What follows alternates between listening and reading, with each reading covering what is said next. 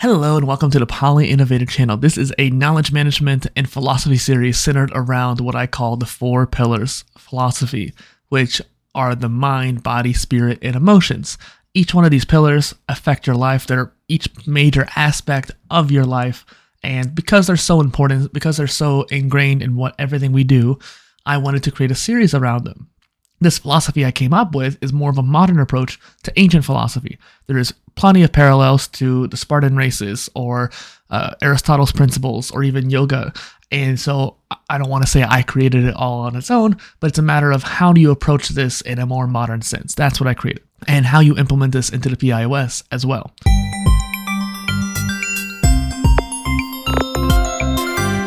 This series isn't so much about the knowledge management aspect behind it. It's more about each pillar individually and how to understand them, how to build it up. Because when you build up one pillar, it builds up the rest. When one pillar goes down, the rest go down. It may not be as dramatic as what I just described there, but for the most part, it is one of those things where it can be quite detrimental when one of your pillars is starting to fade out and start to not be worked on as much. But when you do focus on a pillar and try to improve it, such as like your body pillar, it does impact your mind and your emotions. Whether or not it affects your spirituality is dependent on you. But let's get into some of these pillars here. The mind pillar is obviously your brain, your logic, your knowing, your learning, that kind of thing.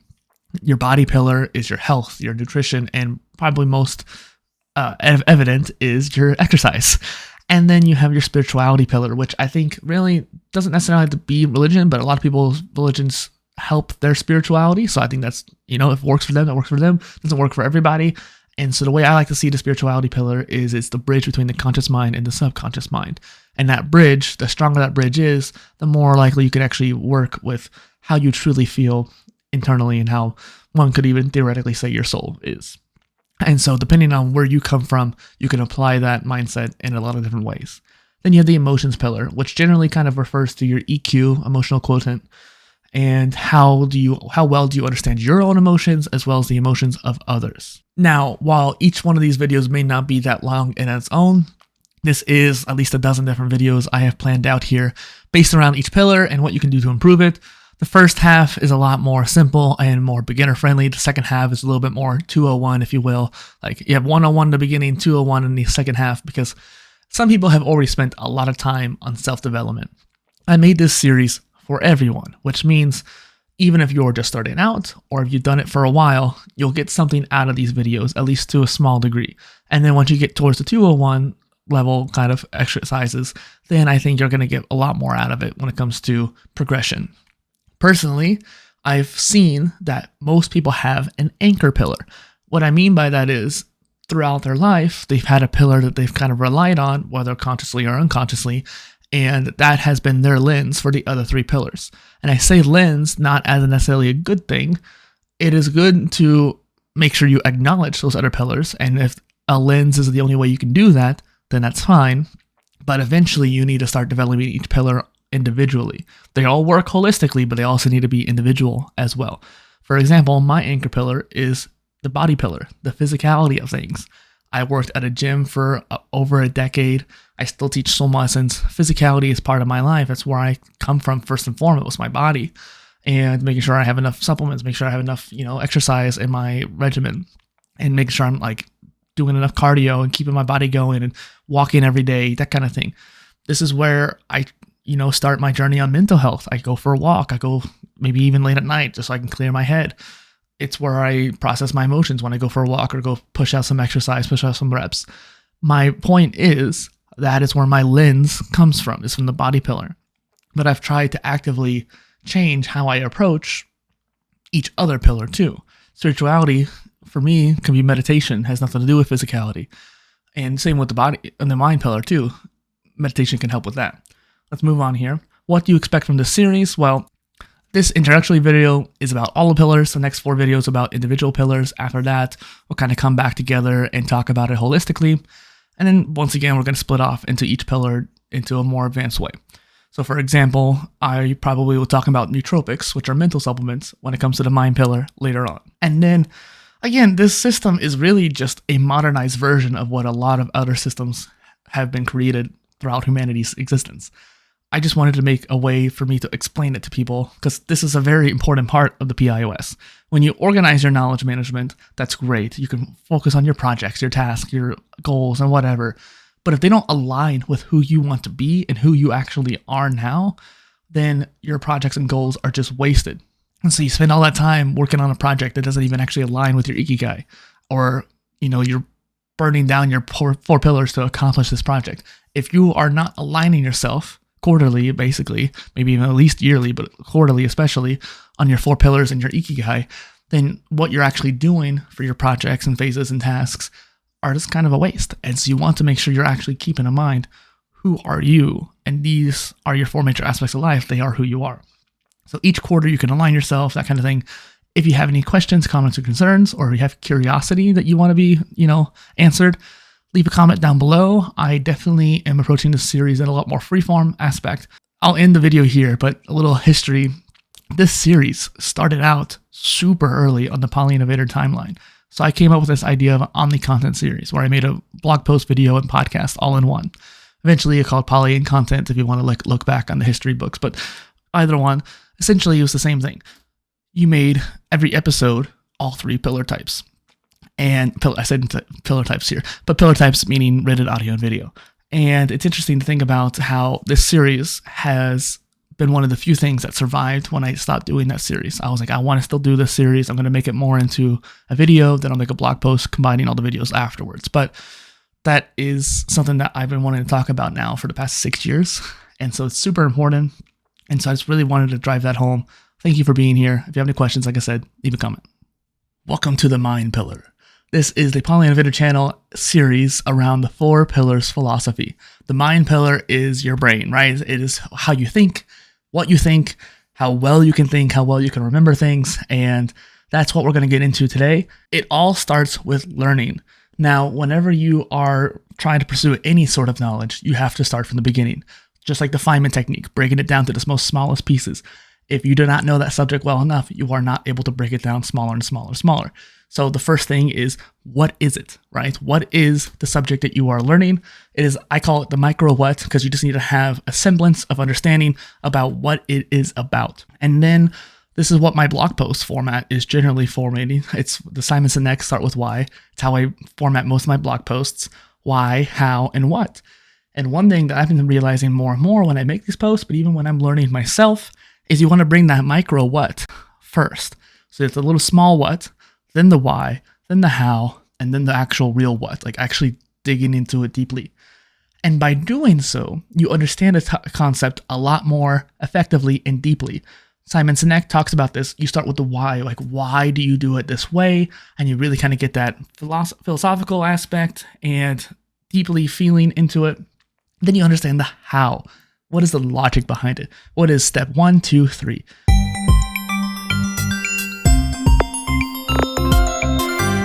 And then you get into the what, and you actually really dig into like what is actually what you're learning. And so let me give you an example here. Something I can talk about easily is swimming. I always approach every swim lesson with this mindset of what do they need to know today, right? Now, every swim lesson has an anchor. And I say this as in, it's not a permanent thing, but it is what they are during that time. So I'll do a test. I'll evaluate what they know, how are they reacting to my stimuli, my questions. And I ask, like, what are you trying to learn? Like, why are you trying to learn it? Blah, blah, blah, blah. And I can tell from doing those different tests, are they a what? Are they a how? Or are they a why? And why is the philosophy, the how is the physics of swimming, and the what is the psychology. So like, how are they thinking? And so by doing so, I can actually change my teaching approach to understand how am I going to convey the information best to them. Sometimes they are an adult, not afraid, so the psychology is not really there, and they don't necessarily need to think about it very much. They just want to do it. And so they're very focused on just doing. So they need to know, first off, sometimes it is what, like they need to know what they need to do because they have no knowledge. But if they have some knowledge, then it usually is how. Here's step 1, 2, and 3, and then that's how you swim. And so by choosing which one that is, I can more accurately teach them. And eventually that does switch. And then on top of that too, there is kind of the micro what, and the micro how, and the micro why. Some days They are learning how, but then they get kind of stuck up on, well, why do you keep making me want to do it this way? And it comes into the why. And like, here's the philosophy behind it. You don't want to sink, and you want to make sure you have enough air to last a long time. Something like that. Let's get back to the mind pillar here. But essentially, learning is the forefront of the mind pillar. If you stop learning, your brain is going to degrade. If you stop lifting weights, your muscles are going to start to degrade. It's the same thing. Now, this channel started out with self-education as its forefront. I started this do-it-yourself degree. I now call it the modular degree, and that is part of the PIOS itself too. And so self-education is the foundation of the mind pillar. What you are learning and how do you learn yourself, and keeping track of that all. And I think that lifelong learning is key to humanity. Like, that's really, as bold as that statement is, I think that every single person should be self-educated. They should be teaching themselves. They should be encouraged to learn. There is the whole mindset between like the sheep and the people who are the black sheep, and the black sheep are more likely to be self-educated and teaching themselves, and that's why they don't want to follow the herd. But I don't think it's just that. I think everybody should be self-learning, and I think that everyone sort of does, but the amount of what you do changes, and that's what differentiates the black sheep from the herd. And so I think that whenever you are creating your own future and you want to know certain things down the line, you're starting to plan out what you want to learn, that is an act of foreshadowing what you're going to be down the line. You are building up that mind pillar by learning and figuring out how to learn. Learning is a skill in of itself, and you kind of quickly get to that when you become an autodidact. And it's kind of hard because you have to like learn, how to unlearn, how to relearn. And what a lot of people forget is that our memories kind of suck. Our organic computer up in here cannot learn stuff and keep it forever. And so while we do recall a lot of things, we often recall wrong. We might recall partially. And so by repeating and relearning what you've learned, it helps cement that for longer. And so there's kind of this exponential curve. So whenever you are first learning something, you need to repeat it a lot, and then you can repeat it every week, then every month, and every year, and eventually it just kind of sticks. And if you lose some, you only lose about 10% or something like that, and so it's not a big deal. But that's only after you've done it for so long. And that's why we repeat a lot of stuff in school. And it kind of gets into the whole rote learning and rote memorization, but I don't think that's quite what we're talking about here. Next is learning past plateaus. So one thing I like to talk about is skill tree based learning. And this is something that I've talked about on the channel. You can go check out some videos on it on the channel. However, no one's really talking about this concept, and I think it's perfect for modular education, which is what the modular degree is all about on this channel as well. But I don't want to get into that today. Point is, skill tree based learning is a concept that I coined from video games. So when you're playing a video game like Spider-Man and there's a skill tree, you have the chemistry for, Peter Parker, you have the web slinging for Spider-Man, and then you have the combat for obviously Spider-Man as well. So you have 3 different areas of expertise that Peter Parker Spider-Man has. Now, when you're playing the game, you can do more chemistry, which will help, boost your attacks, or maybe your web slinging or something like that. You have your web slinging, so there's the skills of actually and different moves you can do, and then you have the combat, how well do you fight the bad guys. Each one of these trees is important, but you're not going to just go down just one tree when you're playing. If you do, you're going to be very lopsided, and you're going to have a really hard time traversing the environment or fighting the enemies and that kind of thing. So you actually have to jump between each tree over and over and over again. And you notice how my hands were random there too. You're not going to generally be just 1, 1, 1, 1, 1, 1. It's going to be jumping around. Skill tree based learning is very similar, especially for neurodivergent people, but even neurotypical people, this is helpful because by switching your attention, you keep your attention for longer. This is a skill I learned as a lifeguard. So we had 3 different zones in the pool. We'd only be in each zone for 30 minutes because our brains would start to lose focus after 30 minutes. But by switching zones, you are in a new area, your brain kind of resets that timer, and you can then keep your focus for longer. So instead of focusing just for 30 minutes, you can focus for 90. By switching what you are learning, not too crazy, like you don't want to be dabbling everywhere, but dabbling a little bit is actually pretty good, and it helps keep your momentum going. And sometimes, let's say you're going down the combat tree and you're getting stuck on this particular learning subject. By taking a break, if you want to push past that plateau and you want to be able to do something with it, but by sometimes taking a break and shifting focus to another tree, then it allows you to make progress down this tree and, keep that momentum going. And then you've had enough time, to let that slow burn figure out what the problem was, and then you can progress down this tree. And so there's that kind of balance between switching, but switching with a purpose. And I think that the mind pillar, obviously the first and foremost thing you should know about the mind pillar is learning and keeping your stimuli going throughout your life. So that's what this episode is about, is just kind of a quick overview of what the mind pillar is about. Self-education is the foundation of the mind pillar. Learning is the actual accelerant. And then you have things like pushing past plateaus that allows you to have a real level up and really push your brain to a new level. It's kind of like when you walk into a room and you forget why you went into that room. I don't remember where I learned this, but it makes a lot of sense. A lot of people will just leave and go to the other room, remember what they did, and come back. That is a kind of a cheat way of doing it. Whereas you could sit down and actively try to recall what was the reason why you went into this room. It's painful, it's annoying, but it's a plateau. And by pushing past that plateau, you're training the brain to not be afraid of hard challenges. The next couple of things before I wrap up this episode is around nootropics. Nootropics are mental supplements that help induce focus, cognition, memory, even just clarity. So sometimes people have brain fog, and that's why they drink caffeine, and it helps the brain fog. Caffeine can only help so much. Technically, caffeine is a nootropic as well. In fact, it's one of the most basic ones. And I'll give you this. L-theanine is a main component in tea. It is a relaxation component. It's non-sedative, so it doesn't make you tired, but it helps you relax. When you combine L-theanine and caffeine, it's the most basic nootropic combination. And that's where a lot of people start out. So if you can do that, it'll help you. That's why tea helps you focus a little bit better than coffee, because it has L-theanine built into it, particularly green tea. Now, lastly, the neurostimuli. I mentioned it a few times in this episode, but essentially it's all it is challenging the brain, doing something new, brushing your teeth with your opposite hand kind of thing, and focusing on challenging the brain in new and novel ways. That means learning a new skill. Every 10 years, I often tell people to change their physical regimen dramatically, going from like swimming to golfing or weight training to calisthenics and stuff like that, like big jumps. By doing those big jumps, you're challenging the body completely differently, but it's also challenging the mind because you're learning something new and you have to apply that newness, especially as we get older, it gets harder. And so that's an example that helps both pillars. All right, I'm done with this episode. If you have any questions, comments, or concerns, leave them below. I have a lot of episodes coming and I'm excited about it. And I hope that maybe you learn something new. Cheers. Parts number 3, the body pillar. You gotta put in the reps. No matter what you are doing, you have to do it enough times to get good at it. So I wanted to talk about something that's very close to my heart, and that's exercise with the body pillar, essentially. So in the last episode, we talked about the mind pillar and how self-education is the foundation of the mind pillar. Well, in the body pillar, exercise is the foundation to the body pillar.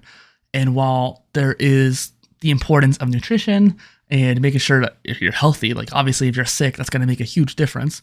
I got deathly ill last year and it completely disrupted all my pillars, little in the body one especially. And it's one of those things where exercise is so simple and yet so frustratingly complicated, just like self-education technically is too, that a lot of people kind of get almost confused or stuck. So for example, people want to lose weight. They gained too much fat from eating too much, completely normal, no shame in that. But what is shameful is not trying to do anything about it. And I say that in a very empathetic way because I have been in the same place. I gained extra weight over quarantine. Too much sweets, too much alcohol, and I did not take care of myself, and I didn't do anything about it until late 2021 or 2022, early 2022. And so for me, I'm giving myself crap for that same thing. Point is, if you want to make a change in your body, then you have to do something to change it. And I know that this is going to rile up some feathers, and I'm not trying to.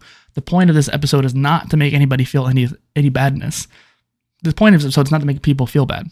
The point of this episode is to show you how simple it is to fix it. It just takes a while. And that's why I meant at the beginning, you got to put in the reps. The more reps you do, the more practice you get and perfection you get in your form, but also the more calories you're burning. And here's where this distinction kind of comes into play. There's cardio and then there's strength training. Strength training is what most people need. Everybody needs cardio because we need to make sure our heart is pumping well and have a good enough strength in our heart to make it last, right? We want to make it last until we're 80, 90 and have it strong even when we're in our elderly age, golden years. However, pushing the lungs and the heart is not too difficult once you've gotten started. I think that there are some people who maybe are really having a hard time with that, and that's fair. Go in the pool where it's safe and you kind of push your heart by just getting resistance and walking in water, or go for a walk. Honestly, walking is the best thing you can do.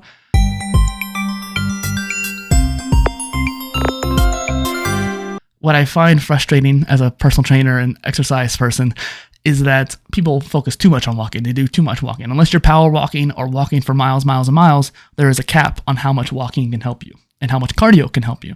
And what I mean by that is people want to lose weight, but they end up doing cardio, not strength training. Strength training is what actually going to push your body enough to burn the calories, to burn out the fat. Cardio has a kind of cap, at least for the most part, unless you're doing some more extreme stuff like swimming or triathlon, stuff like that. And so what I mean by that is, for the majority, 80% of people, if you want to lose weight, do strength training, not cardio. Okay, let me get into this more actually effectively. What I'm saying is the body pillar starts with exercise. It doesn't matter if you're doing cardio or strength training, each one, they're both important and both are valuable. You want to be able to walk, you want to be able to push yourself, and sometimes by walking, sometimes for some people, especially if you have bad joints or you have other health issues, walking's all you can do. More power to you. What I might suggest is going into the pool. I know I'm biased. I worked in the pool for 10 years, but there's a reason why it helps a lot of people. That pressure takes the pressure off the joints. It gives you more resistance to push yourself. And there's also equipment you can use to make even more resistance. So by going in the pool, you can still do the same thing you're doing, but get a little bit more progress out of it. And so if you are in that case, this is not for you. You're at 20% where you might have to be a little bit more careful about what you do. I taught the classes from, 6-month-year-old babies how to swim with their parents to the people in their 70s, 80s, and 90s in the arthritis class. I taught all along the spectrum of any age, basically any capability, from strong to weak to people who are just sick or super healthy. It doesn't really matter. What matters is that you put in the reps. What those reps look like is dependent on you, what your body pillar is capable of. And this is why at the beginning, some people might have been kind of annoyed with what I was saying because it sounded like I was being very apathetic or uncaring. It's actually the opposite. I care so much that I kind of disregard a lot of that mindset, like limitations. I don't believe in those limitations unless they are physically, like your knee cannot bend in that way. For example, you have a fused or maybe a fused joint in your back or something like that. You physically can't turn your neck. Okay, cool. We'll figure out something else for you. Point is, unless you have a physical prevention of you doing something, then there's a chance you can do it down the line. Maybe not tomorrow, maybe not even next year, but at some point you can. And if we keep working towards it, then you'll be able to do it. And I've seen that happen with people of all ages, and it makes me so proud. The point is, you gotta put in the reps. Now, this also goes back into the other aspects of your body pillar. Now, health is not something you can generally control. You can take medicine, you can prevent certain things from happening, you can take care of your skin, so you can take care of your health that way. You can prevent some things. And so active prevention, taking your vitamins, eating healthy to prevent health issues, that is something you can do. But generally, when you're facing a health problem, it's going to decrease your ability to exercise, maybe completely, if you're spoony, for example, or it's going to mess with your nutrition. And so even if you eat healthy, maybe you can't absorb everything. I understand those are complications and those are special situations that you'll have to get a trainer or physical therapist or nutritionist to help you. But for the generic amount of population, understanding that preventing health issues is helpful, focusing on doing enough reps with your exercise, strength training particularly, but even cardio as well. And then we have the nutrition. I'm not a nutritionist, but I've studied enough to where I can tell people oftentimes it's not always about what you eat, it's about when you eat. And for example, people eat after 9 p.m., especially around midnight, and that messes up their whole fasting essentially in the body and how you're sleeping, how well you sleep, that kind of thing. Sleeping is another aspect between the mind and body that I didn't even mention yet. How well you sleep affects both dramatically. Now, in order to get constant progression, you got to keep increasing those reps. I have a few different strategies here that I can help leave you with and finally end this episode here. And this is a system I created as a personal trainer, but even for myself, to keep constantly progressing. So in the last episode, I talked about skill trees. This is kind of a similar mindset where you're splitting between the three different things. Now you have the intensity, you have the volume, and then you have the speed. Intensity, speed, and volume. Speed is how fast you're going. The studies have proven that fast reps and slow reps are both good in their own right. I encourage you to do both, but your form has to come first. What I see a lot of people do, even in slow reps, is that their form sucks. Simple as that. Because they're going so fast, they start flinging their wrist, they start bending, they might throw out their back, and they often try to do too heavy, and that's why they're going fast.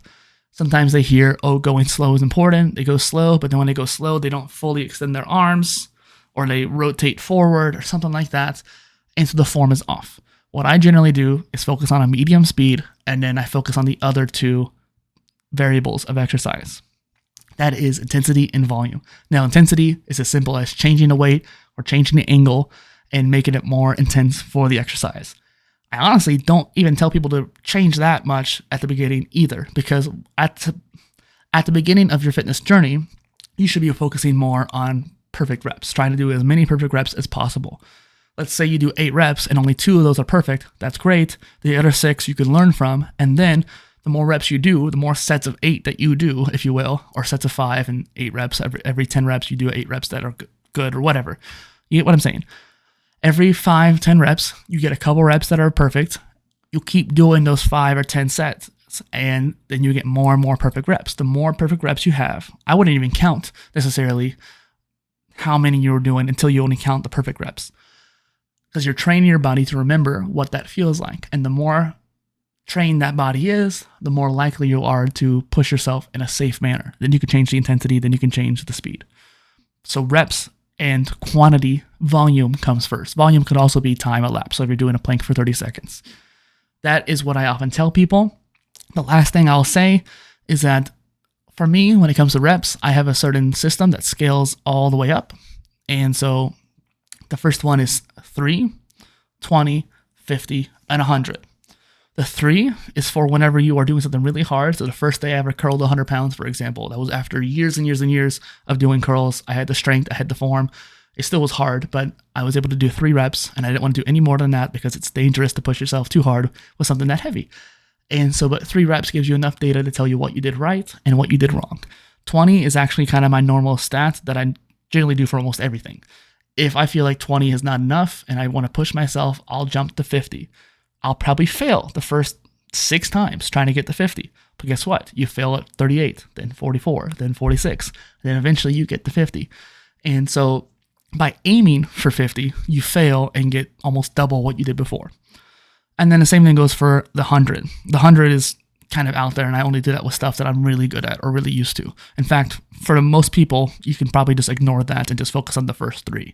But that scale allows you to level up a lot more effectively.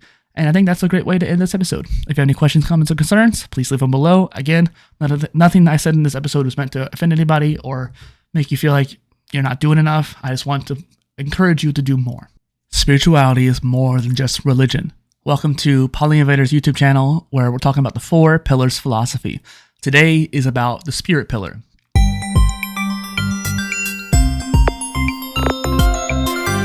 Now, I am not a religious figure. I'm not even very religious myself. I want to preface this episode by saying that I have studied multiple different religions. I grew up with Christianity. I've looked very much into Hinduism and Buddhism. I've looked into Islam. I've learned a lot through school. One of my favorite classes in high school was Classical Ideas on World Religions, and I had one of the best teachers who had such an open mind and open heart about many different cultures. So he full-heartedly taught many different religions and cultures, and just so people can learn from that, even Baha'i faith and stuff like that. And so while I don't necessarily connotate the spirit pillar with religion, I know that some people will, and that's okay as long as it's pushing your spirituality forward. If you are pushing for a religion and you've stunted your own spiritual growth, that is not because of the religion, it's because of you. And I want to kind of clarify that. Now, for me, spirituality is something that kind of comes down to the subconscious mind and bridging that with the conscious mind and understanding that who you are in that reptilian brain and the lower brains is technically who you are, but not necessarily what people see all the time. Sometimes people might see it before you do, actually, in some cases. However, understanding your emotions come from that primal source. Oftentimes that kind of is related to the soul and who you are and your essence of being. I think that essence is greatly connected to the subconscious mind. Whether or not they're the same, I'm not saying that. I want you to figure that out for yourself. I want you to start thinking about it yourself. Because honestly, I still have not done enough development in the spirit pillar to really share what I know or what I feel. I am just trying to create this video to explain what the spirit pillar is and what you can do to try to work towards it and what I'm trying to do to work towards it. Emotions are part of it, but really it comes down to clearing your mind and understanding who you are internally. So meditation is a key practice. It helps with the mind pillar too, because it strengthens your brain a little bit. But for the most part, meditation to me is a spirit pillar practice. So while you have self-education for the mind pillar, exercise for the body pillar, you have meditation for the spirit pillar. Now, when it comes to the spirit pillar, there are a lot of different aspects behind it. And I think that understanding the more ethereal aspects to the human existence is kind of the point of it. It's exploring the external world, but through meditation or through self-reflection, through journaling. I think journaling is another practice you can do to help with your spirit pillar and understand who you are and how you feel. I often see meditation as an equivalent to praying, for example. For a lot of different religions, praying is a very meditative practice. And I've had experiences where, because I was meditating so deeply, that I felt more connected to everything that I could even imagine. I used to be meditating in a pool, a loud pool, kids running everywhere, water running. And because of all that excess noise, I was able to focus even more deeply and push myself into a deeper meditation.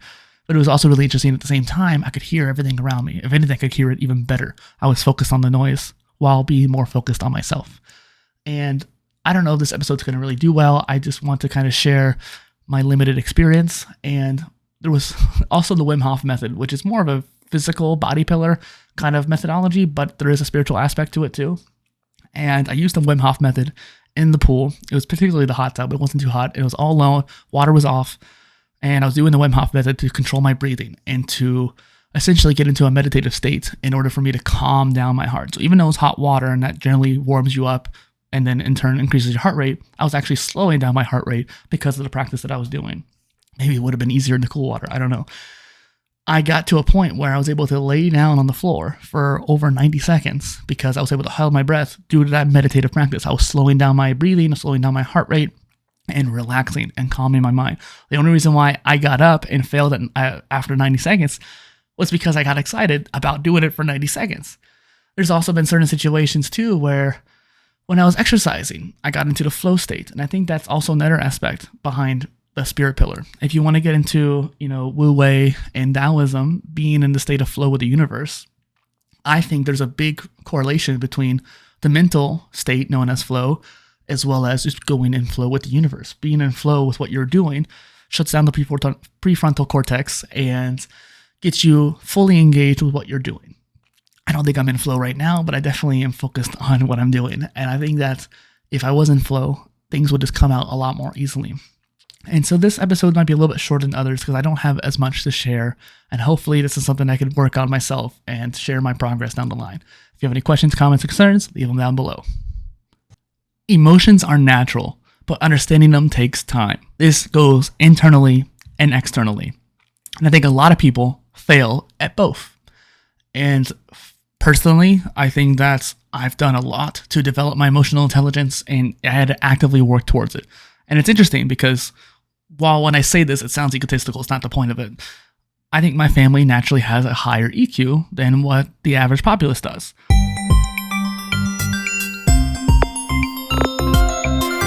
But maybe it doesn't. Maybe I was just projecting because in retrospect, I've looked at a lot of family members and I think they do lack a lot of understanding about emotions, both internally and externally. They don't read it in others and they don't understand why they're feeling that way themselves. And so while I was younger, I thought that perhaps my whole family was very high in emotional intelligence. And this is me opening up. I haven't actually talked about this before, but I didn't realize this until I recorded this video that I think I was projecting. I think that because I felt understanding of my own emotions and understood their emotions pretty well and why they were feeling a certain way and was able to put myself in their shoes, I thought that they could do the same. And I think that this is an issue that a lot of people with high EQs have to face. When I was in high school, I think that I was extra nervous and extra worried about what people thought of me because I kind of knew what they were thinking, at least from what I could tell by their body language and how they acted. And I think that I misread a lot of it. So in retrospect, there might have been cases where that person actually did like me, but I overthought it so much that I never even acted on it. And maybe that some of my actions that I did take left a bigger impact on others, and I didn't fully realize it. There were people who saw me after high school and said, "Oh my gosh, you were so cool, and I really loved hanging out with you." And I loved that feeling. I'm glad I was able to leave that positive impact on them. And I genuinely like them. I may not have talked to them very much, but it turns out popularity isn't necessarily like you being the popular one. It's more just more people you know. And it turns out I knew a lot of people. At the very least, I paid enough attention to learn their name, learn details about them, and converse with them when I got a chance. While I split my attention quite a bit, and I didn't necessarily work deeply, I don't think enough with a lot of people. I was a teenager. I didn't know any better. Teenagers are more self-absorbed anyways. But my point is, even from a young age, I had that inclination. And whether or not it was due to trauma or something like that, or natural inborn ability, is a whole nother debate. But I think that the ability to understand others and understand myself was the key to what I'm trying to share with you here. Emotional intelligence is an intelligence. You can learn it. It's not something that is completely just fundamental to someone whose ability. There is a book that I highly recommend to everybody, and that this emotional awareness book, the Dalai Lama and Paul Ekman. So there's a show that used to be called Lie to Me, and they had I think the name was like Paul Lightman or something like that, or Cal Lightman. And so they basically was based off of this doctor. Paul Ekman is the foremost person on basically emotional intelligence. And then we have the Dalai Lama and Buddhism, which talk quite a bit about emotional awareness and how you treat others and that kind of thing. Both of these very influential figures in this space, completely different in their approach of how they teach it, completely had an amazing conversation and was able to overlap what they know. Despite the fact they knew the same thing, they knew it for completely different reasons, and they were able to explore that. I think it's a very helpful way for people to understand who they are and how what they do affects other people. There's also another book, and this is more for the introspective and more for your own impersonal, internal understanding. Peace is Every Step by Thich Nhat Hanh. And that book was something that was profound to me. In my last episode, I talked about spirituality, and I talked about a teacher who left a profound impact on me. And George Fizell, the late teacher, I should say, he was always very kind, and he could definitely tell when someone was being genuine. And whenever I asked for help or were reaching out to him, he was always there to be kind and hand out a helping hand. And I remember him loaning me that book and allowing me to read it. I definitely got a lot out of it as a teenager. Moving on, because I don't want to get emotional. I think that you can't understand yourself until you understand others. And so by looking outward, understanding, okay, why is that person upset? Well, break it down to the basic steps. What led them to that line of reasoning? So reasoning isn't necessarily just logic. Sometimes reasoning could be illogical and emotions-based. And so their reasoning could be false. They could be based on stuff that they projected themselves or that they misunderstood because they don't have the EQ, for example. If they don't understand why someone's acting a certain way, then they might get angry, and so they don't understand why they're getting angry. It's a very cat and mouse situation. There is this mindset behind the emotions pillar where in order to understand others, you have to understand yourself, but the inverse is true too. In order to understand yourself, you have to understand others. So I do think that there's kind of a simultaneous building process you have to do, but I honestly think you need to reach out and understand other people first, and that's how you're going to eventually understand yourself. And the more introspection you do, which meditation would help with that. I mentioned meditation in the last episode. It helps with the mind pillar, the spirit pillar, and the emotions pillar. Generally, mainly the spirit pillar, but it helps with all three. This is something that you can do to push yourself and understand why you're feeling something. So if you're very upset, sit down and try to meditate, or at the very least calm your mind and understand why are you feeling that way. That's the first step. I'm going to leave it on that note. If you have any questions, comments, or concerns, leave them below. Welcome back to the PolyInnovator channel. This is about the sustainable pillars. We are talking about the 4 pillars philosophy in this series, and we just went through every pillar individually, Now we're talking about sustainability with your pillars.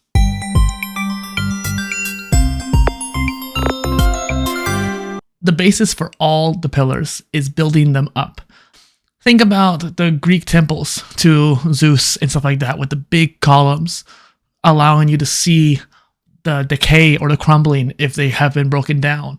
Maybe one pillar is actually torn in half or something like that, versus having 4 pristine pillars fully built out, nice and strong, because they're all supporting the same weight together equally. Versus if one is broken or one is damaged, then that pillar is weaker and that part of the roof is not going to be as well supported. And so that kind of visualization, I think, is helpful when it comes to understanding what each of your 4 pillars do for you. You are that temple. They always say your body is a temple, and each pillar keeps that temple alive, and I mean that literally, as well as holistically taken care of. Stability. So, and you do that, you build them up by constantly pushing past plateaus. Now, what I mean by that is with exercise, you're pushing past your physical hurdles, being able to run farther, lift more weights, lift more reps, or mentally learning new things that are hard, pushing yourself into new endeavors and learning about new types of knowledge, or pushing past learning plateaus where you're stuck on a subject, you can't quite figure it out. Even with the Feynman technique, breaking it down, you still can't learn it, pushing past that. Spirituality, trying to push past any kind of breaking points when it comes to how long can you meditate. I don't know why, but for me, generally, I can't go past 13 minutes. Almost on the dot, after 13 minutes, my focus wanes and I can't do it anymore. I have done longer meditations than that, but those were special occasions, as if I was doing like a special workout kind of thing. And even emotionally, pushing past some negative feelings. Maybe you have some kind of trauma that you need to process. Now, obviously, you should go to a therapist and have that taken care of too. But I do think there's a lot of, if you think about it, there's a lot of emotional, I don't want to say trauma, but emotional misunderstandings that you might have internally that you can process yourself. Therapy helps process the more advanced ones, and that's why a lot of people should do it, especially now that there's a lot more trauma across the whole country. But I digress. Point is, there's a lot of things you can do by yourself. Eventually, you might need to get help. If you, for example, got hurt, you need to get a physical therapist to help you get past that recovery phase. But maybe you just need to accelerate, so you get a personal trainer. Then mentally, you might get a tutor, but let's say you actually have something really deep you need to know, so you need an actual teacher or master. Then you have spirituality. You could have a guru, but maybe you also need an actual sage. There's different levels to it. So personal trainer, physical therapist, tutor, teacher, let's say guru, and then philosophical or maybe spiritual leader. And then emotional wise, you might have a life coach who just helps you direct and helps you realign whenever they think something's going off. So perhaps I'm not encouraging the whole life coaching business because that's neither here nor there, but a life coach or mentor, someone to help guide you past your problems. Sometimes they can see whether or not you have some sort of bias that's bothering you. And that bias could be from your own childhood or something like that. And I mean this, I don't know why I'm going on a tangent like this, but I mean this as in like, there's surface level people who can help you, and there's deeper level people who can help you. And either way, it's all about making sure all 4 pillars are sustainable. And sometimes you could do that by yourself. Sometimes you need a little bit of help. Sometimes you need a lot of bit of help, especially if you got sick or something like that.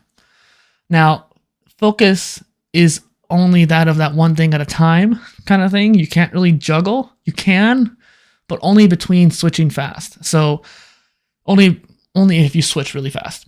Now, juggling is something I talk about on this channel a lot because of polymathy, but in this case, it's more about switching between different pillars.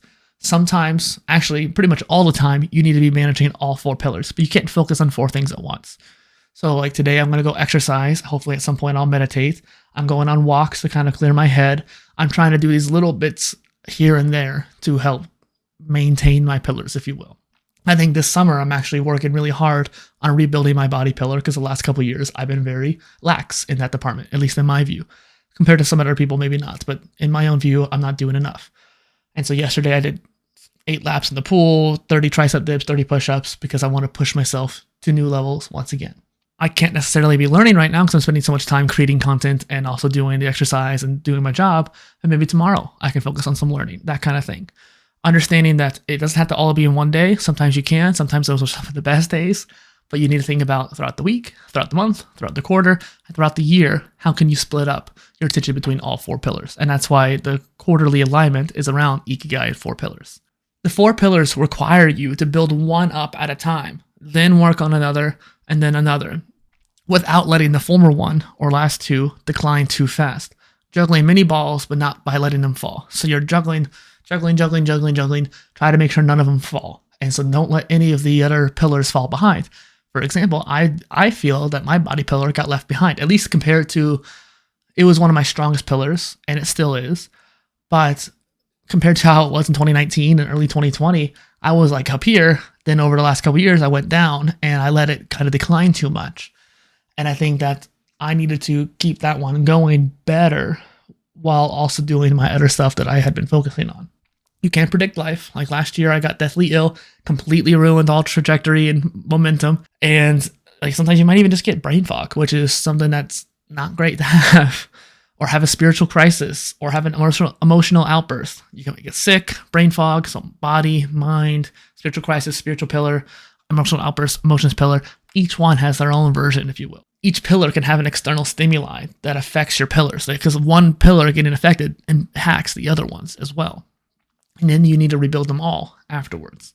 So sustainability in the 4 pillars requires you to think about it holistically, but also being able to switch between them all. That's all for this episode. Let me know if you have any questions, comments, or concerns down below in the comments below. I try to make sure I get to all of them. Thank you for being here. Cheers. Your 4 pillars are the baseline to all 4 major aspects of your life. If you want to accelerate growth and progress in your life, then you need to accelerate the development of your 4 pillars. Thank you and welcome to the PolyInnovator channel. Thank you for being here. This is about pursuing great things. This is the 7th episode in this 4 pillar series on this channel. And I wanted to talk about, we talked about sustainability in the pillars last time. So I wanted to talk about this time the idea of progression, acceleration.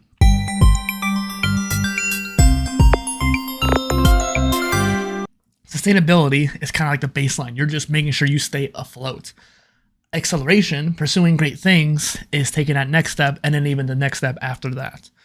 So I guess it would be helpful if you think about it in a scale.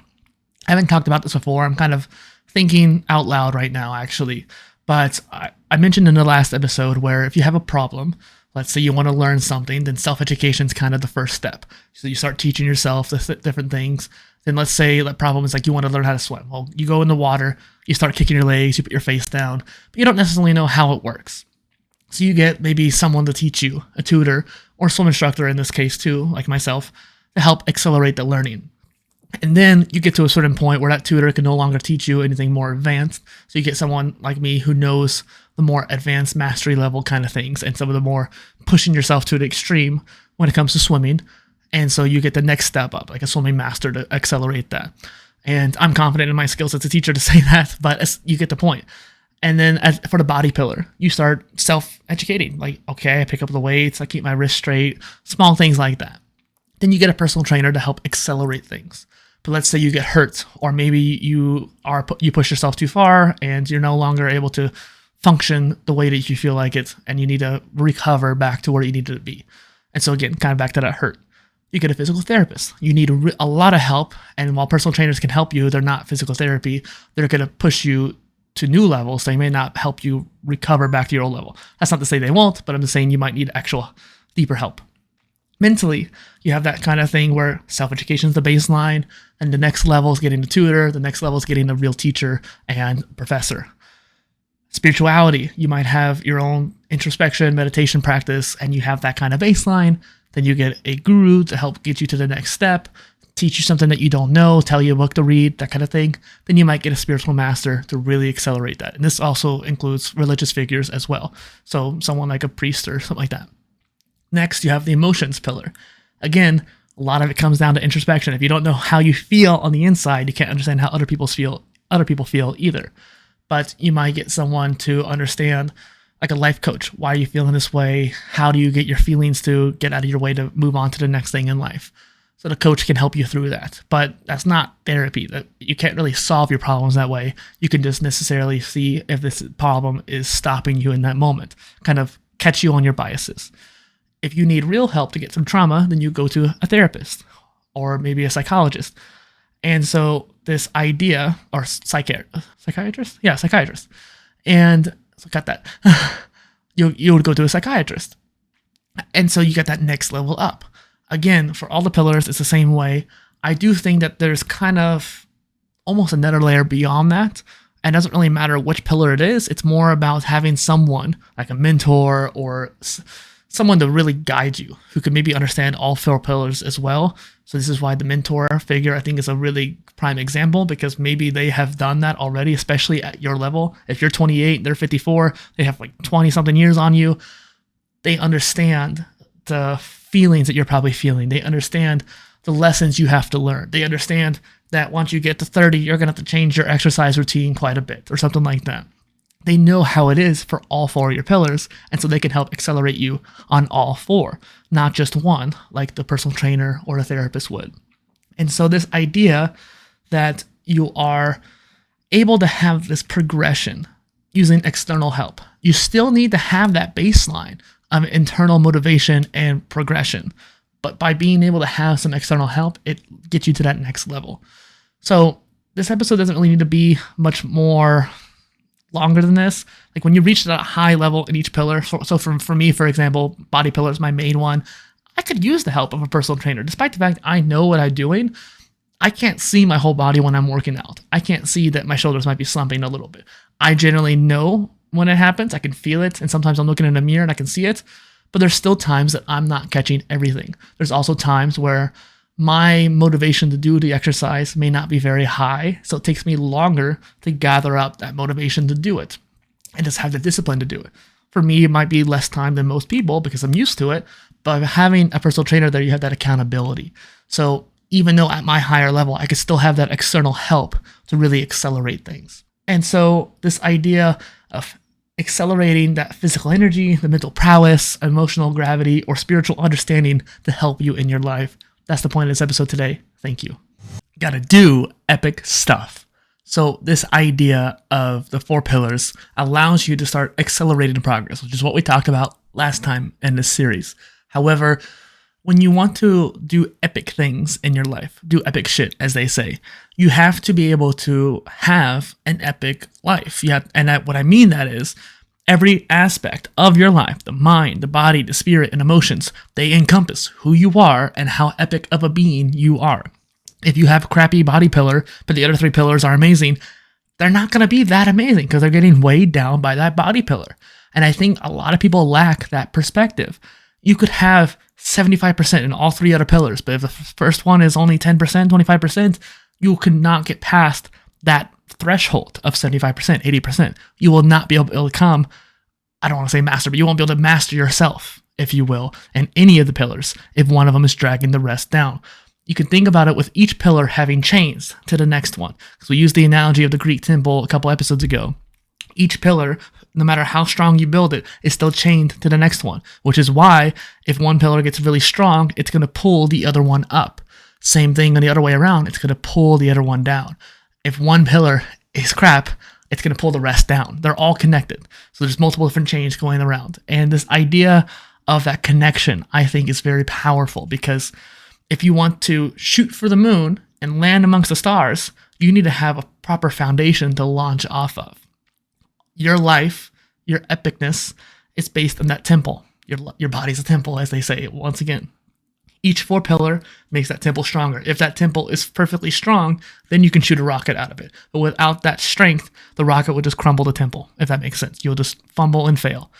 And these analogies, I know there are a lot of them, but I want to just really drive it home that even if you get to that point where you can launch the rocket, you may only have one shot. So don't miss your chance, kind of thing.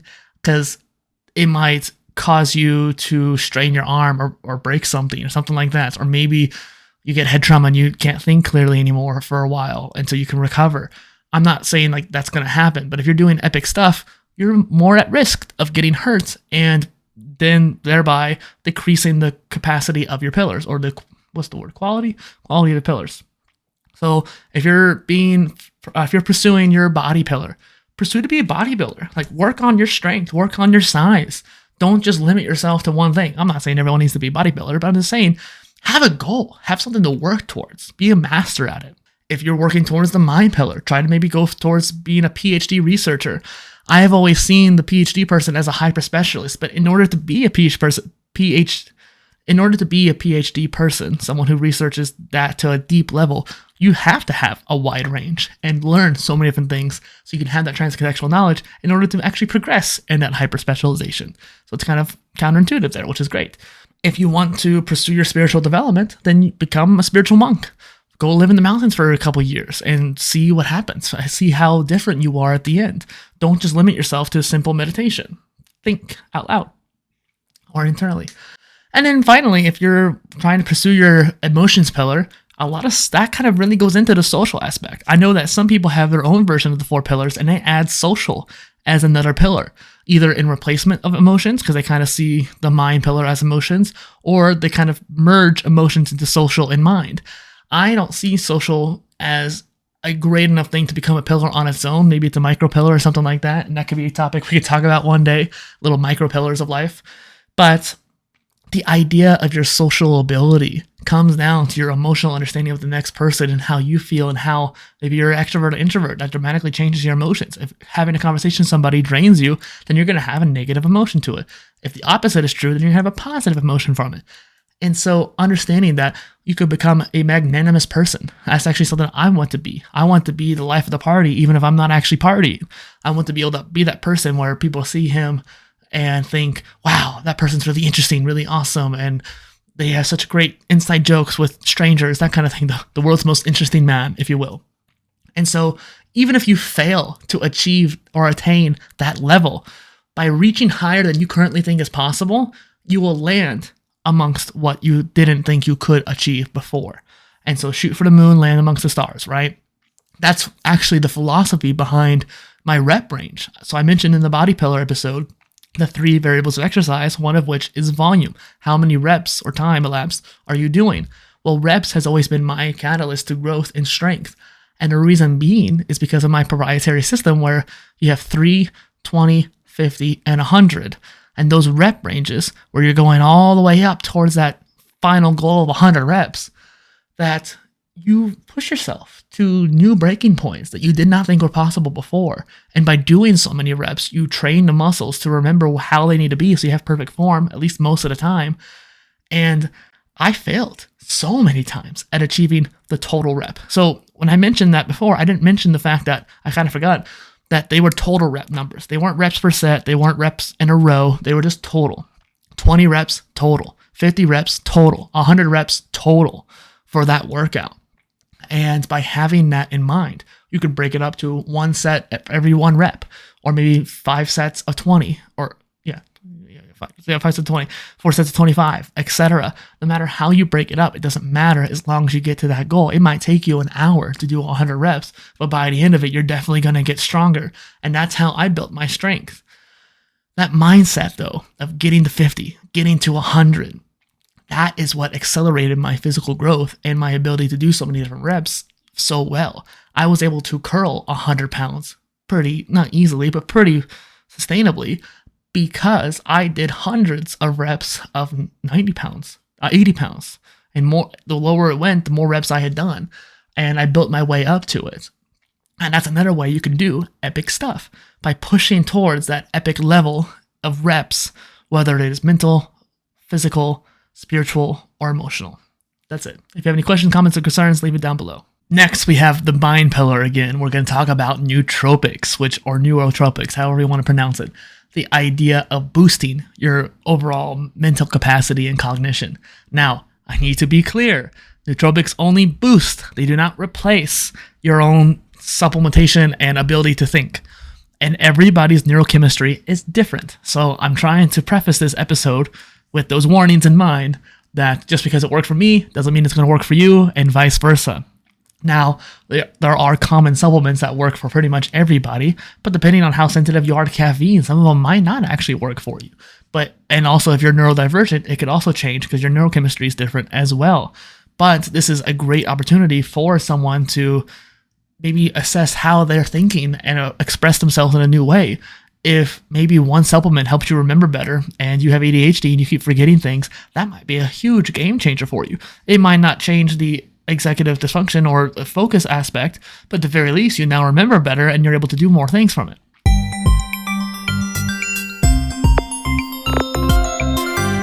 Now, I'm not a neuroscientist, but I do dabble in the field of it. I've been interested in it since I was a teenager because I wanted to make myself operate at 100% every day. That was the motivation. I wanted to wake up that morning, take whatever supplements I needed, do my little exercise, meditation, and just operate at my fullest capacity. Do I do that? No. But am I closer to most people? Yes. I woke up today an hour later than I would like, but I feel very motivated. I felt pretty well rested. I think maybe I needed that extra rest. And now I've recorded tons of different content today for different channels.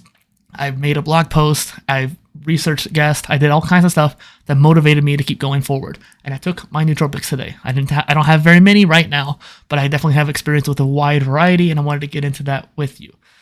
And that gets to the next point. Experimentation is key. Again, everybody's neurochemistry is different, and depending on what you want from nootropics, that might be different. So one thing I kind of think about is the brain fog. That's kind of like the baseline. That's why people take caffeine, because their brain is kind of foggy. They're not thinking clearly. They want to have that clarity. And I had my roommate actually at one point try nootropics, and he didn't feel any difference, what he said. But I think there was a level of understanding of how you currently think, so you can have a baseline of what it actually is after taking supplements, because I know that they worked on him, but I don't think he realized the difference between just normal life with brain fog and normal life with clarity, because the brain fog could be caused by any kind of supplement loss, like not having enough minerals in your diet or electrolytes, for example, not having enough water, not having enough caffeine, not having enough sleep, sunlight, vitamins. So many different reasons why you might be deficient in something, which is why supplementation is a great way to help that. Nootropics are not a replacement for food or anything like that. And I definitely think that if you are already having a baseline issue, boosting is not going to help. Go ahead and get your foundation taken care of first. Get your nutrition in order, get your vitamins and minerals that you need, get your hydration in order, make sure you sleep enough. Then once you have those well-rounded, then you can go into boosting with nootropics. And so back to the roommate example, I think it helped him think more clearly and think more normal at a higher rate and ability to just get straight into it. There wasn't that brain fog slowing him down. And from what I talked to him about it, that's what it seemed like to me. Because that's what I experienced as well. At some point, some nootropics didn't really do much for me, but I definitely did feel like more myself, if that makes sense. It's not that they're going to make you like NZT from Limitless, super all-knowing, and be able to remember everything, recall everything. I wish that was the case, and hopefully maybe one day we'll have that. And I definitely would say that when I had a really optimized nootropic stack, which is a combination of supplements, I definitely felt way higher capacity than what I normally did before. But it gets kind of expensive at that kind of amount. So you really want to try to optimize your expenditure. So how much you're spending on these supplements, how many supplements you have to take, because that has to be a habit. Most supplements that you take for nootropics have to be taken consistently for them to work, like Bacopa Moninori, I think is what the rest of the name is. But Bacopa is what most people know it as. That only works after you've compounded for a while. Ginkgo, for example, is another supplement that people take. It's technically a blood thinner. It helps get blood flow to the brain, so it makes you a little bit more clear thinking and helps a little bit with memory, but it's a very light, I guess you could say, nootropic, and it doesn't need to be compounded, but I definitely think it helps once you have compounded it for a while. But Bacopa has to be compounded before you even feel it, so about a couple months before you really start feeling a difference, but I definitely did feel difference from it. The other thing would be like Chinese hanging moss, or Huperzine A, as it's officially known. That definitely helps with focus and memory, but the side effects too, some of these supplements could be an issue. So Chinese hanging moss, for example, can increase mucus production for whatever reason, and so that can actually make you more sniffly and have a more nose mucus, which can be really annoying and difficult, so it might not be worth taking that supplement. I think I've only had that issue a couple times when I've taken it, so normally I take it just fine. Next, you have maybe testosterone support, so you have more energy, which then in turn also can help with your brain. So many different ways you can go about it. And so what are stacks? Stacks are combinations of different supplements. The most basic combination I mentioned back in the previous Mind Pillar episode was caffeine and L-theanine. Caffeine being that normal booster that most people are addicted to, and L-theanine being a simple complex where it's from tea that helps you relax and just kind of induce focus by making you more calm. when you combine that with caffeine, it induces focus. And that's why tea often helps people not get jitters like they do with coffee. And so there's many ways like getting MCT oil and bulletproof coffee to help kind of have that same effect. And so it's just really fascinating the different combination you can do and how you go about boosting your mental prowess. And so I don't want to get this episode too long. How do you improve your mind pillar with nootropics? Well, you end up just helping yourself learn, helping yourself focus on your task, helping yourself maybe get to a new point in thinking. So what I mean by that is being able to think for a longer period of time, or having a more detailed or deep thinking session, which really pushes your brain to level up and help make new connections. That neurogenesis of new idea, like dendrites connecting together. It's fascinating to look at the chemistry of it, but that's not what this episode's about, and I need to learn more about it before I talk about it anyways. That is what I wanted to share to you today, just simple nootropics. Again, start off with basics. I would even avoid racetams for a while, just focus on, huperzine, bacopa, ginkgo, the basic stuff, and most of those are natural ones. I will say before we wrap up, I mainly experimented with natural supplements and stuff that just can be naturally grown, organic stuff. But I also did experiment with some synthetic stuff, and I had some decent effects from it. But most of those effects you can get from the organic stuff, which is a lot lighter load for you. And even just something simple as getting choline, acetylcholine supplements. And what is the precursor to that? I don't remember exactly, but you can get the precursor. Oh yeah, CoQ10. You get CoQ10 and choline, which gives you a baseline. It's kind of like the fuel for the brain. And just by having that can make a big difference in your overall brain fog and clarity. And then you can get the more accelerating stuff for cognition, stuff like that. Okay, thank you. If you have any questions, comments, concerns down below, go ahead and do your research first before buying anything. Cheers. Hello, and welcome to the Body Pillar Living Longer Health episode. So this is a series on the 4 pillars philosophy, and I wanted to talk to you about living long, right?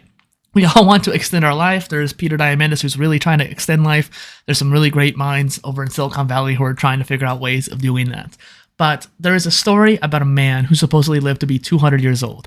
And this story, I can't tell you why it affected me so much, but every time I think about drinking alcohol, every single time, every time I think about doing anything that might be unhealthy, I think of this man, and I think of this story.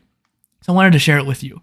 Li Cheng-yun is a man who's supposedly lived to be 200 years old. He attributed 3 things to his long life, aside his herbalism background. He was an herbologist. He traveled all around like mainland China and even Tibet, and got like silageets and all kinds of great supplements that helped prolong life. And so there's obviously some aspect to that could be the reasoning behind it. But he attributed 3 things to his long life, and I think they're fascinating because they make so much sense, and we already know them, and yet we don't do anything about it. Number 1, he took big strides when he walked, which essentially is just making yourself walk a little bit faster, take a little bit more effort to walk, which in turn increases your cardiovascular response, and doing more exercise while you're walking. So taking your normal walk and adding a little bit more pep to your step, allowing you to get more of an exercise out of it. Working on your cardiovascular system, exercise in general is very important. That actually helps your longevity and helps get your lymphatic system moving, which is the trash basically system of your body. Your heart pumps out blood, so your blood system moves automatically with the heartbeat. However, your lymphatic system does not move on its own, so it only moves when you move, meaning when you exercise, when you walk, do cardio, anything like that. When you're doing squats, you're squeezing those lymph nodes and getting the stuff to move around your body. So taking big strides helps with that lymphatic system moving. The second thing he did was ate minimally, meaning he only ate maybe 1 meal a day, and he only ate what he felt like he needed to. He didn't actually overeat like most people do nowadays. We have access to food so easily, we often overeat and eat pretty poor quality things, even in other countries as well, not just the US. So the idea of eating minimally has been scientifically proven to extend life. And so it's fascinating to think about. Now, I'm no biologist, and so there's probably better ways of learning this than how I'm going to explain it, so go read the studies. But essentially, from my understanding, the more you eat, the more often your cells have to replace in order to process what you've eaten, and they can only replace so many times, a few 100,000 times, I think. And in your cells, in the chromosomes at the end, there's these telomeres. The telomeres only have a limited amount of copies they can have. The telomeres are basically you. They are who you are, your data of reproduction. So how your body cells reproduce is based off the data in those telomeres. Since they have a limitation of how many times they can be reproduced or copied, then every time you eat, your cells have to reproduce and split and copy themselves. They eventually eat up all those copies, and then those cells have to permanently die. They can no longer copy. And then eventually that's what leads to aging, is what they were saying in the studies. And so the more you eat, the more faster you age. So the last thing that he mentioned attributed to his long life is that he never touched a drop of alcohol. I think most of us have failed at that point when it comes to this. And I've honestly, on multiple occasions, quit alcohol altogether because of this. And I hope that maybe one day I'll be successful with that and not drink alcohol ever again, because alcohol is a poison. There's no health benefits to wine or beer that can negate the actual bad things it does to your body.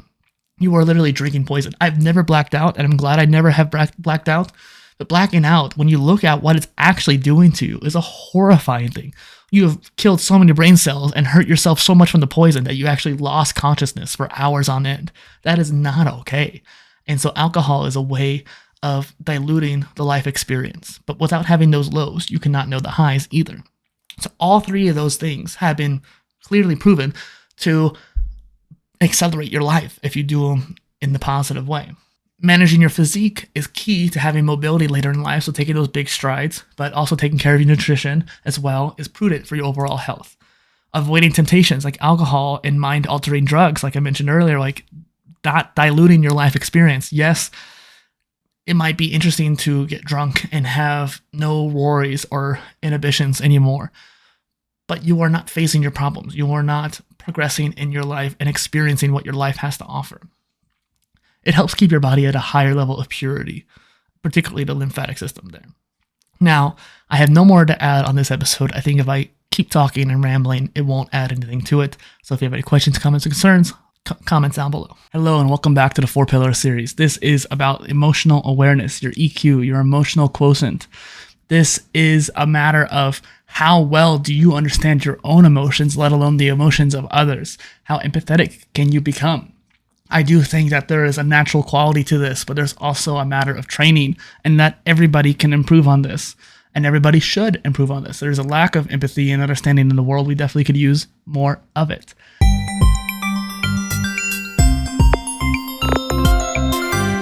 So now let's go into this emotions pillar. I believe the emotions pillar is the one that most people tend to neglect.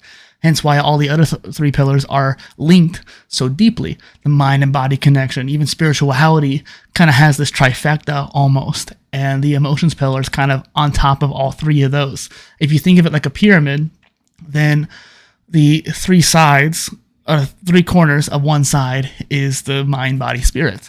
But then the emotions is kind of like the connector of all of them.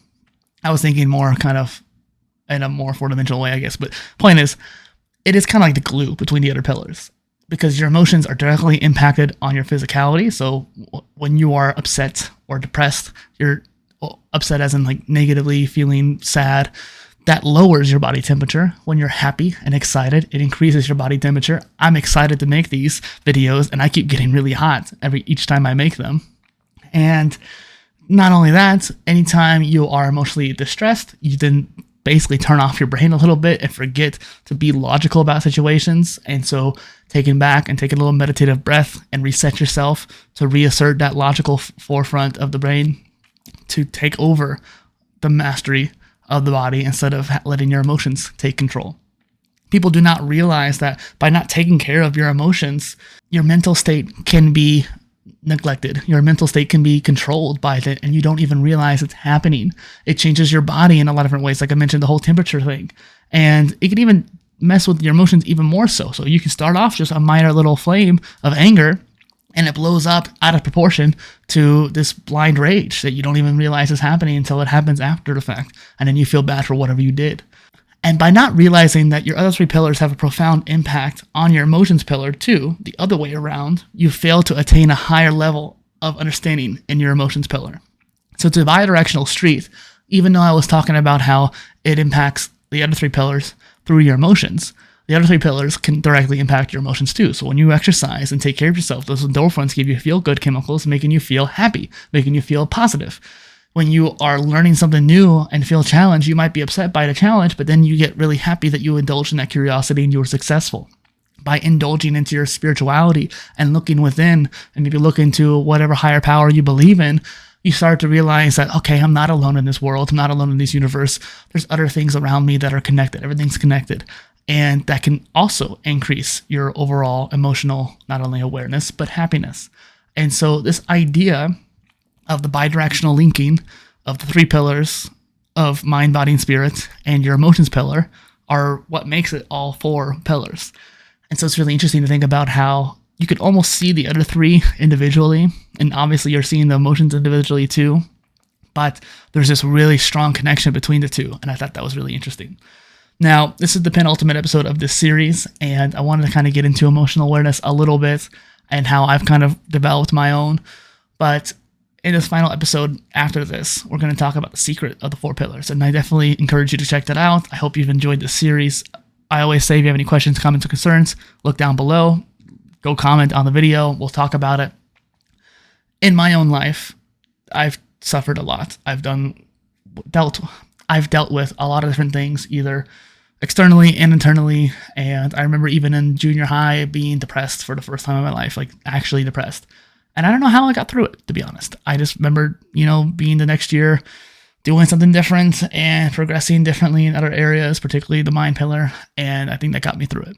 But I remember being down and I remember being low and not feeling the way I should be. I remember in 2017 burning out tremendously. At the beginning of 2018, I was still burned out. And so there was that feeling of just numbness where I didn't enjoy anything. I didn't pursue any of the 4 pillars development. I didn't even pursue PolyInnovator stuff at all. I was just negative. I wasn't doing anything. These different aspects to life, these low points, they give you context to what the high points engage. Last year, I got deathly ill. I mentioned in one of the other episodes. I had Legionella, which caused 2 different cases of pneumonia that made me hospitalized for a few days even.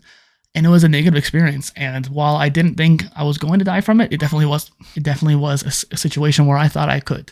And while during that situation as well, during that month of being sick, I ended up being in a bar, which ended up having some crazy person come in with an AK-47. And so I had 2 near-death experiences in the same month.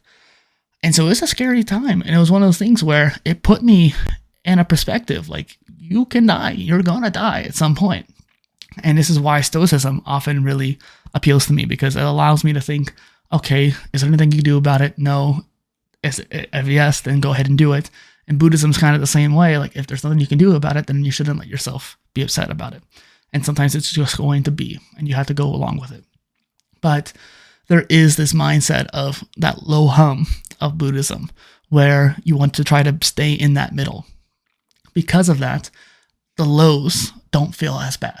The highs don't feel as good, but at the very least, you stay relatively happy and content with where you are across the way.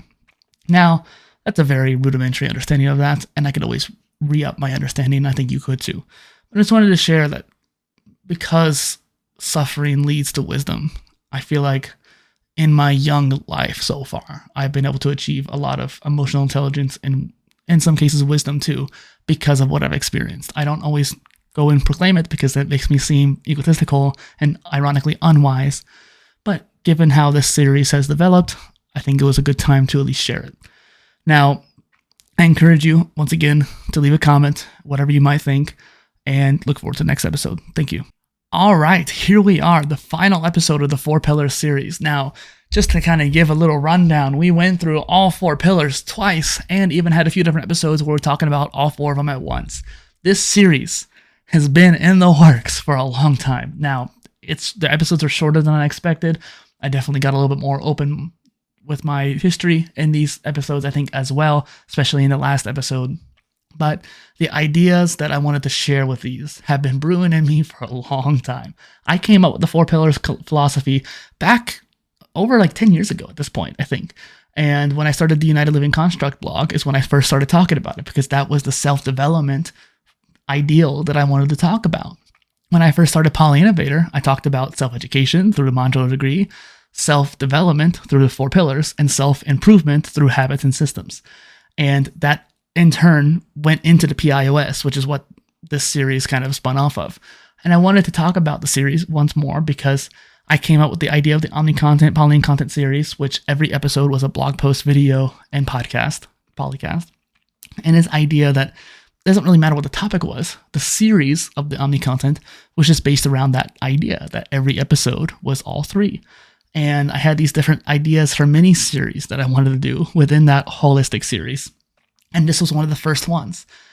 And for some reason, I never was able to get that series going. I couldn't do it consistently enough.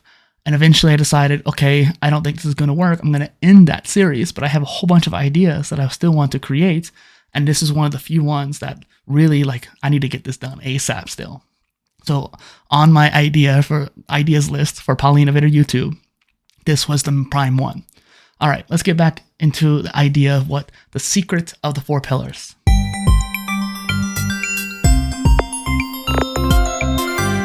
After making this series, I've had another view about how the 4 pillars work. I even came up with the idea of the micro pillars beyond that. And I think that there's different aspects to it. Like social is like a micro pillar. Finance, like your actual, ability to make money and how much money do you have, your financial stability, that's another micro pillar. You could even think about different aspects to your habits and systems can be, I think, part of their own micro pillar. Each pillar, main one, mind, body, spirit, and emotions, stands on its own. But it's also deeply ingrained with the other pillars. They're all chained, as I kind of said before. And I think people still don't fully realize that. And I just want to keep reiterating it until it gets ingrained. No pun intended. Most people anchor themselves to one pillar, like I anchor myself to the body pillar.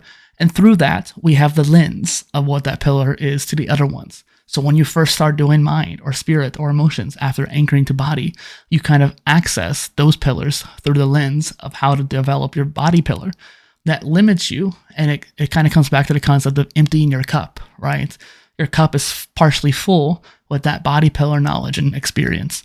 And through that, you're able to understand what self-development is like and how do you progress? Well, you do more reps. But those reps look different for each pillar. Learning and self-educating is different than sitting there doing exercise. In fact, it's probably easier to do exercise because at least then you know what you're doing. You're doing 1, 2, 3, 4, 5. Whereas with learning, every subject is different. Every niche that you're trying to learn is different. So the actual progression is going to be different. Spirituality is something that's pretty slow from what I can understand. I think that there is ways of accelerating your knowledge if you know what you're doing. Maybe if you're in a Buddhist temple in Tibet, you're going to be a little bit faster in your spiritual development than if you're in the middle of the US. However, I still think that spirituality is one of those things that takes a long time, regardless of your background, regardless of religion and your spiritual practices. And so while the body's easy, the mind's a little bit harder, spirituality is even harder than that. And while I don't necessarily think any pillar is going to be harder, but that's just kind of coming from my own perspective, my own lens, my own limitations. So in my mind, spirituality is harder to learn than mentality and mental stuff, the mind pillar. However, for some people, they might have started out with that. And to them, the physical development is a lot harder. They don't understand that it's a simple math equation, doing more reps equals more strength kind of thing. It takes time, it takes reps and dedication to build up just even one pillar. But you have to master all 4 pillars. And so each one takes its time. And if you don't empty your cup before starting the next one, then you're going to end up slowing down your progress. By mastering all 4 pillars, you become the perfect version of yourself. And finally, the idea of the PIOS, which is the Personal Innovation Operating System that I created through Obsidian and Notion and all these other knowledge management tools. It is to organize your life. If you are misaligned in your actions that you're taking, your tasks, your habits, and all the stuff that you are doing, then the quarterly alignment of the 4 pillars and Ikigai can bring you back to where you need to be. That alignment, allocation, or understanding where you need to be in order to be who you want to be in life. I know that sounds very out there, but that is the point. Then you need to align yourself with the progress of each pillar and each Ikigai aspect. That's all for today. That's all for this series. This series was going to be 2 parts when I still planned it back in the Omni Content days. The first 7 episodes were going to be the first series. Then I was going to do regular Omni Content stuff, random educational stuff. And then later on, bring back the 4 pillar stuff. But I realized I'd rather get it all through each week, sending you out different ideas about the 4 pillars and basically building on each one. And hopefully that helped you. And if you have any questions, comments, or concerns, leave them down below. And if you have any ideas for future 4 pillars videos, I wouldn't mind continuing the series in a 3rd part. Cheers.